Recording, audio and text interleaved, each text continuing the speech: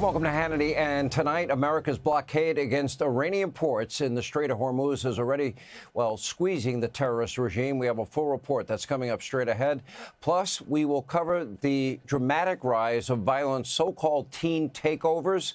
It's happening all across the country. And coming up, a shocking new report from the Biden DOJ, which was working to criminalize pro-life opinions. But we begin in the state of California tonight, where the former congressman and former gubernatorial frontrunner Eric Swalwell, Mr. Fang Fang, is in big trouble as scores of accusers, one after another, coming forward with very serious allegations of sexual misconduct, assault, and even rape. Take a look. When I arrived at his hotel room, I was already incapacitated and I couldn't move my arms or my body. He raped me and he choked me, and while he was choking me, I lost consciousness and I thought I died. I did not consent to any sexual activity.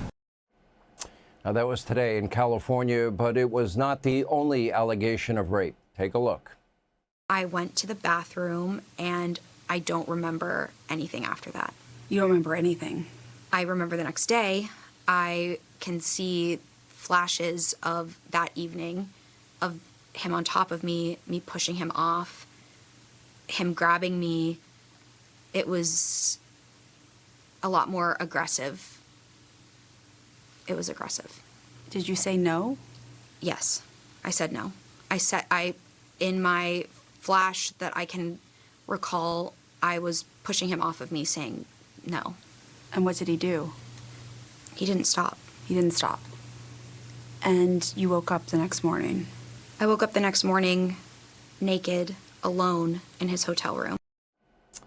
Frankly, for everyone, obviously, that is hard to hear, but it does not end there. Two more victims spoke to CBS News about their horrific encounters with the former congressman, Eric Swalwell. Take a look. No, it's just the beginning. It's just the very beginning. And I know personally that we're not walking away from this fight. For me, justice won't be until he can't ever harm a woman ever again, and he has faced the consequences for the women that he has harmed. I think we just prevented another 30 to 40 years potentially of him harming people if he were to stay in Congress. Yeah. So in that sense, I think we have served justice for his future victims. Wow. That won't exist anymore. And yet another woman accused Swalwell of sending graphic, unsolicited pictures. Take a look.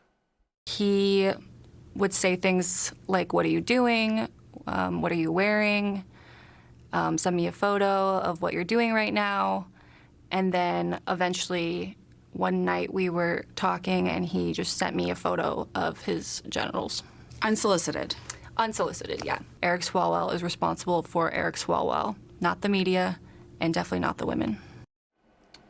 Now, tonight, Mr. Fang Fang Swalwell denies the serious allegations, but that might not matter. Not only is Swalwell's political career now officially over, but in all likelihood, he may soon be facing serious criminal trouble. I mean, serious. Now, the first accuser we showed you tonight is filing a police report with the Los Angeles County Sheriff. Swalwell is also reportedly under investigation in New York City. And meanwhile, the FBI Director, Kash Patel, he is monitoring all of these allegations, writing, quote, Eric Swalwell has maintained that none of the allegations against him are true.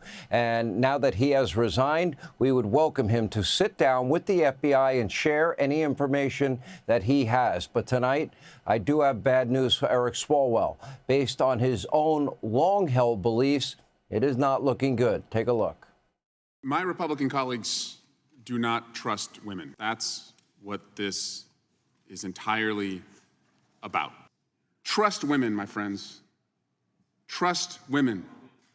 They will get it right. As a former prosecutor, as somebody who has spent my time in Congress working to stand up for the rights of victims, and now I'm calling on my Republican colleagues. It's not about red team versus blue team. This is about sexual assault victims who deserve justice. What are the chances that 3 or 4 women independently who never met each other would have similar experiences with one person? So either, Ari, this person committed these horrific acts, or he is the single unluckiest person in the world for these people to conspire and make up lies against him. Ultimately, this is all much bigger than a congressman from California. This is a story about the Democratic Party, the legacy media mob who wax poetic about women's rights and believing all victims if it helps them politically. Just like they don't really care about how many people were shot in Chicago this weekend. 28. I thought lives mattered. Does anyone, even one Democrat, know the name of one of the victims those shot and killed this weekend? I doubt it. For years, it was an open secret that Swalwell was a giant creep. He even got caught purportedly sleeping with a Chinese spy. Hopefully that information will soon be released to the public. After all, he's all for transparency as well. But the left-wing ecosystem in Washington, D.C. and the swamp said nothing. They did nothing. No interviews, no investigative reports, no calls for Swalwell to resign. In fact, they stood by. They did nothing as he ran for governor of one of the most important states in America.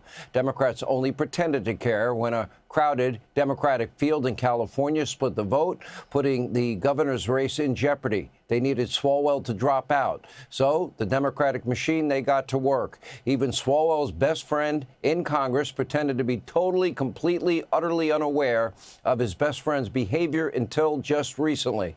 And that is Senator Ruben Gallego has totally abandoned his friend now as allegations against Swalwell mount. Hey, Sean Hannity here. Hey, click here to subscribe to Fox News YouTube page and catch our hottest interviews and most compelling analysis. You will not get it anywhere else.